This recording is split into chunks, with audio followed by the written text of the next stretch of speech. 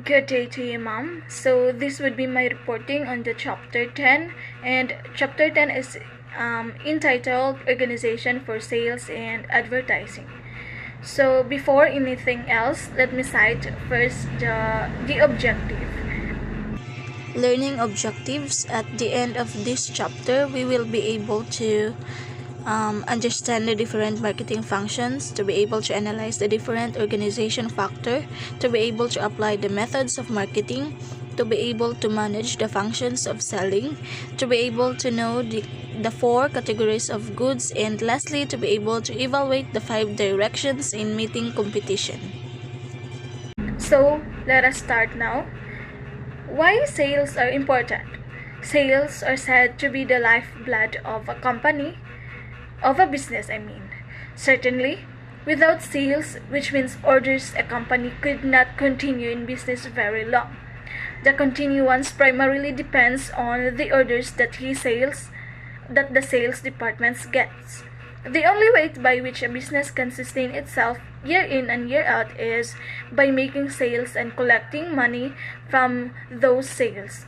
Selling does not mean merely taking orders. It means digging up possible users of products or services and persuading them to buy. The very importance of selling or the sales department is manifested during periods of depressed business conditions, like when it is difficult to get orders or to find buyers of the product or services. When business drops off due to decline of sales, factories close, workers are laid off, and this persists until business gets better, meaning until the company's salesmen will find it easier to get orders. Then, sales and marketing. Sales, as a department of an enterprise, is but a manifestation of the bigger business function of marketing. Very often, sales and marketing are used interchangeably. Marketing has been defined as the business activities involved in the flow of goods and services from the point of production to the point of consumption. So, marketing functions. In the marketing of industrial, commercial, and consumers goods, certain inescapable tasks must be performed. These tasks are called marketing functions.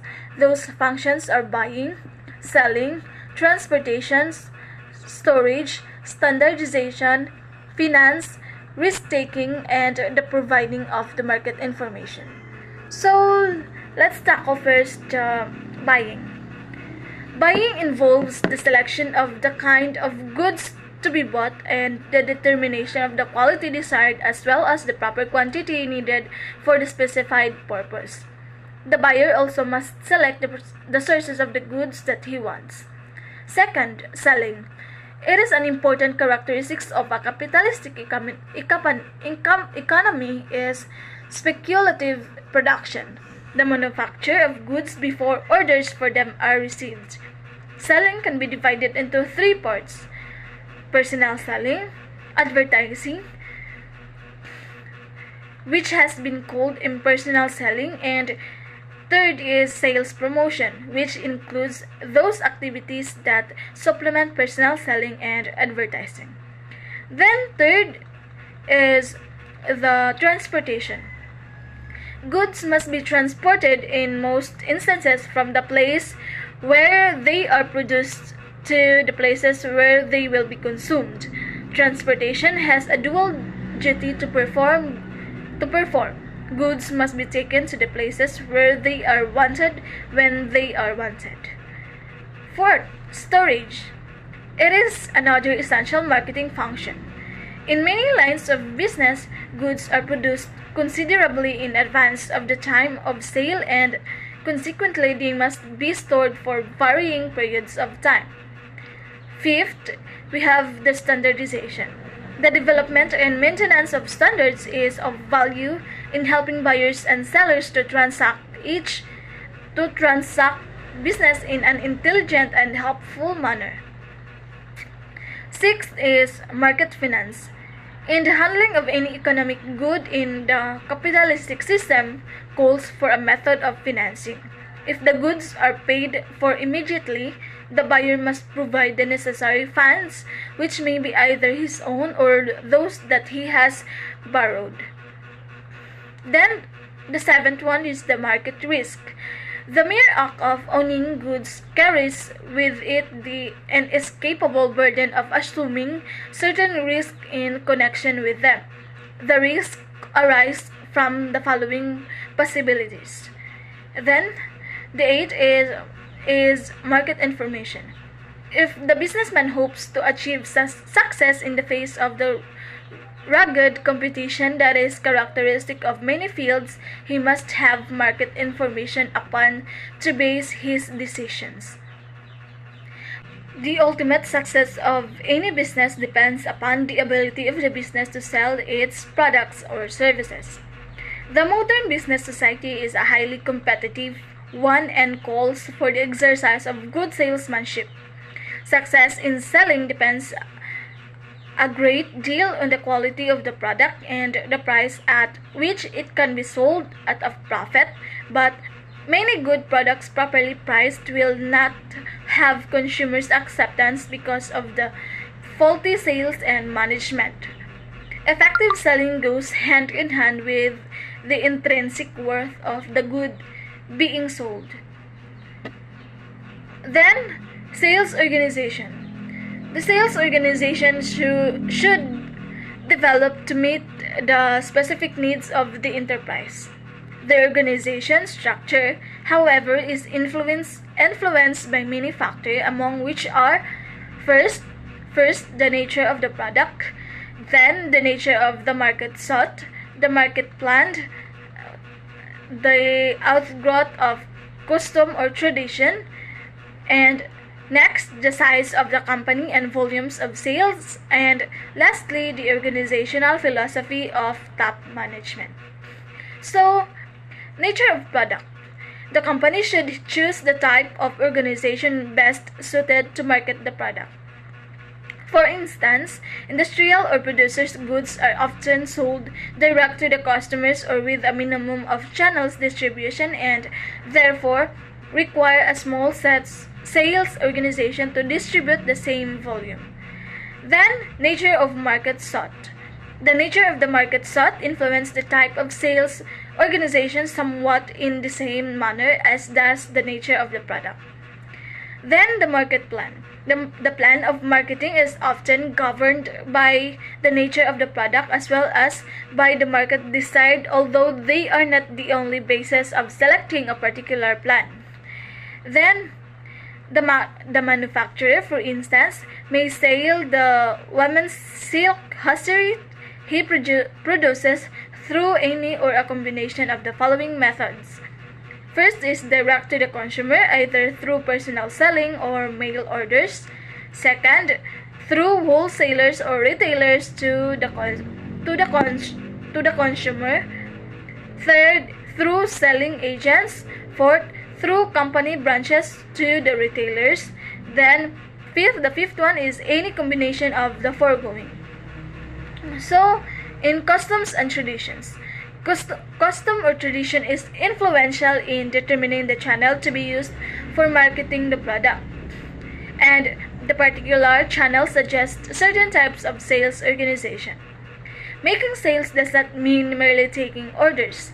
It means locating more and more possible users of the product or services and persuading them to buy. Selling may be divided into three functions, namely, finding out what people want and need, finding people who want or need it, and getting orders from them. In a broader sense, however, selling may take on more diversified activities. In a big marketing organization, the function of selling would be further subdivided into the following functions. First is product planning and development. So these functions find out what customers want and need. It seeks to satisfy the desires of buyers. It determines the kind, form, style, and quality that the goods to be sold should possess. Then second function is the contactual function. This refers to the task of seeking out and locating buyers. When salesmen go from establishment to establishment looking for buyers who may want their goods, they are engaged in this function. Third, demand creation. This is essentially the task of advertising. Selling is not involved merely in satisfying existing needs. It is also creates new desires and demands. The fourth one is negotiation. The seller must negotiate with the buyer on quality, quantity, shipment, payment, and other incidentals of the sale. This has to be a meeting of the minds. Then, next is the contractual. The seller transfers title over his goods to the buyer. This is done through a contract, whether verbal or written. Next is channels of distribution. By channels of distribution are meant the steps by which products are distributed from the producer or manufacturer to the consumer. It refers to the course followed in the transfer of the title to goods. In case, however, of enterprises that render service rather than manufacture article, the product is almost always sold directly to consumers. But for manufacturers, the selection of the proper channels of distribution is very essential. In the flow of goods from a manufacturer to the consumers, the following channels may be used. First, from the manufacturer directly to the consumer. A manufacturer may sell his goods directly through the use of company salesmen, retail outlets owned by the company and selling only its products, or through mail orders. Second, from the manufacturer to a retailer to the final consumer. Items of personal consumption may be sold through this channel. Then the third one is from the manufacturer to the wholesaler to the retailer and lastly to the consumer. This channel is usually called the orthodox or normal channel because it is most often used. Groceries, hardware, drugs, and dry goods move from the manufacturer to the consumer in this fashion. And the fourth one is from the manufacturer through sales agent to the wholesaler to the retailer and finally to the consumer. Very often, this channel is lengthened further when two or more wholesalers or two or more retailers are involved in the chain. The work of the various channels makes more efficient the marketing function. We may examine the work accordingly to the following paths that the flow of goods may take, which is the through jobbers, direct to retailers, direct to consumers, and through brokers or agents. When we say through jobbers, the jobber assembles the products from many factories, stores them, and sells them to retailers. In so doing, the jobbers assumed risk of price fluctuation, obsolescence or damage, and non-payment of credit extended to customers. The jobber also sorts and ships products according to the retailer's need. Then, when we say direct to retailers, direct distribution by the manufacturer to the retailers has some distinct advantages, which may be as follows. First is the manufacturer is able to ascertain better the consumer's desires through first-hand contact with the first point of sale, which is the retailer. Second advantage, the manufacturer exercises more control over the final sale of his goods if he has direct contact with the retailer. He builds his own personal relationship and goodwill and has better opportunity to influence retail prices, displays, and other factors that affect the popularity of his product with the customer or consumer. And the third advantage is reduced selling expenses are affected if goods are sold to the retailers rather than jobbers who warehouse the goods first and later repack or reship some of the retail.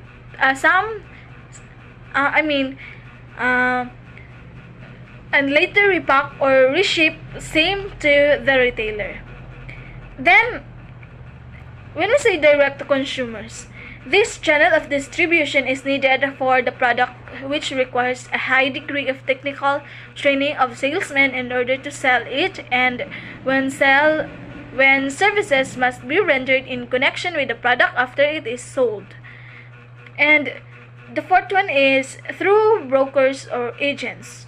The broker usually performs only one major functions of distribution, which is selling. In contrast with a jobber, the broker or agent usually sells only one type of product. The broker most frequently handles the distribution of products and goods at the same time with consumer goods, but in degree. Then, producers' goods are divided into raw materials such as iron or lumber, cotton, chemicals, or agricultural products. Second is the fabricated parts such as the spare parts used in the assembly of automobiles, radios, refrigerators, and other appliances. Third one is equipment such as machinery, conveyors, office equipment, such as machinery, conveyors, office equipment, and the like. The fourth one is the supplies, which are goods needed in production but which do not enter into the product itself. In a classification system based on customer behavior, goods can be separated into four categories: the convenience goods, the shopping goods, specialty goods, and the unsought goods. First is convenience goods are those that customers want to buy immediately with minimum shopping effort, where the busy customer feels she stands to gain little from making price and quality comparisons. And shopping goods are those goods for which customers do shop, comparing the price and quality of various brands by shopping in several stores, studying performance evaluations, and reading advertisements. Third is specialty goods are those that customers insist upon search for until they find. Then, unsought goods are those items that potential customers don't want yet or don't know they can buy or aren't looking for. Examples include memorial park, cemetery lot, encyclopedia, and the like. There are 5 directions that may be taken to meet competition. There are 5 directions that may be taken to meet competition. Any one or all of which may be necessary, as may be determined by the market studies of the research department. These directions or factors are the price, the quality, the service, terms, and products. So, price. Commonly, price is the expression of market value. It is the amount of money that will purchase the goods or services and which an article can command in exchange. Quality is considered more important than price, especially when buying to specifications. Then, sales planning and sales promotion. Effective direction of the sales effort of an enterprise requires careful planning or routine operations, special attention to promotional work, and dynamic leadership in the entire program. To effect the conceived planning, the following are required: qualified personnel force, special approach, study of markets and territories. So, personnel forces. The very first one to be mentioned is the sales manager, who must possess the desired characteristics of the to undertake the work mentioned above. He is responsible for the hiring of qualified persons to perform each functions.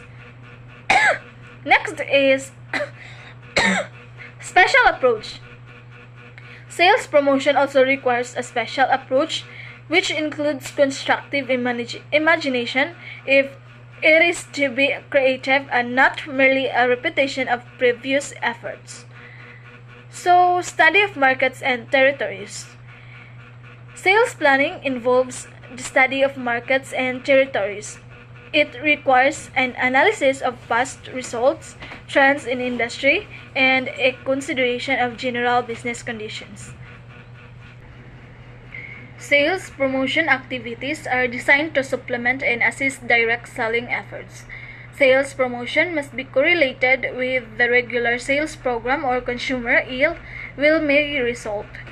Guided by the general sales program, sales promotion activities may include the development of special campaigns such as direct mail advertising.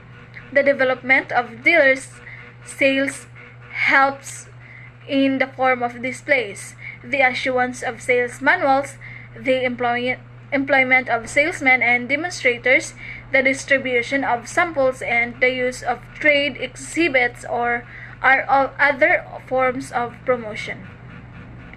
So, advertising. Advertising is defined as any paid form of non-personal presentation and promotion of ideas, goods, or services by an identified sponsor. This definition involves four key elements: the paid form, non-personal presentation, ideas and services as well as goods, and an identified sponsor. So, the advertising department. The advertising department is usually a division of the sales department in a manufacturing enterprise, in which case the advertising manager is responsible to the sales manager. It is essentially aid to selling and in a part of the selling function. So, what is the purpose of advertising? The study of business shows that advertising is used for numerous purposes. Some companies, however, have not given adequate thought to the question of exactly what they are trying to accomplish with their advertising. Among the purposes of advertising that may be mentioned are the following. First is bringing customers to the place where goods are sold. Second, persuading customers to ask for a specific product. Third, to assist salesmen in making sales upon calling on the customer. And the fourth one is building institutional goodwill. So, bringing customers to the place where goods are sold. Retail stores frequently use advertising for this purpose. The display of merchandise and the efforts of the salesmen play important parts in the closing of transactions. Re-persuading customers to ask for specific product. Tailors advertise for this purpose to some degree, but this is used to the greatest extent by a manufacturer who wishes to create consumer demand for his brand of products. So, other purposes and advantages. In addition to the foregoing, the following purposes may also be briefly cited. So, prices are kept with reasonable limits. Advertising facilities and utilizes the advantages of standardization. Advertising enables customers to save time and efforts. Advertising results in goodwill, which leads to repeat sales. It enables the opening of new markets, the expansion of present ones, and the retention of the old ones. And lastly, advertising stabilizes production by encouraging buying when normal buying is low. Then we have the use of ethical advertising benefits the whole industry. There are many media through which a manufacturer or a merchant who has decided to advertise can set his message before the public. The great problem is the advertiser is to select the great problem of the advertiser is to select the type media to be most effective in each particular medium.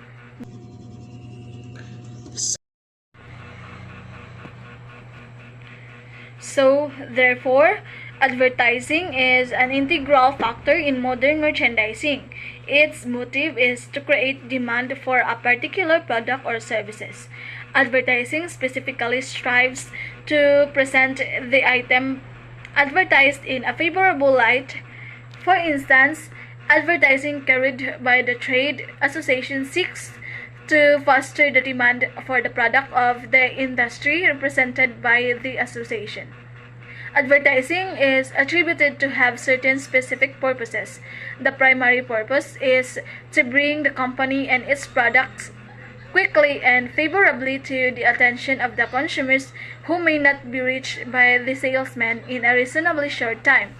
The secondary purpose is to pave the way of salesmen, and the third purpose is to create goodwill toward the company.